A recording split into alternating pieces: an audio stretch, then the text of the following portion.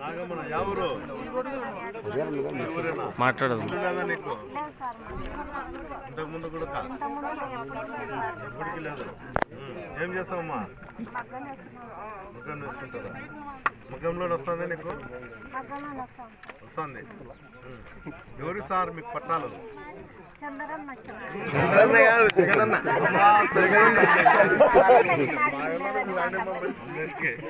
మారండి మా తల్లి, మీకు ఇల్లు ఇస్తాడు, కట్టిస్తాడు, పట్టాలు ఇస్తాడు, పెన్షన్లు ఇస్తాడు.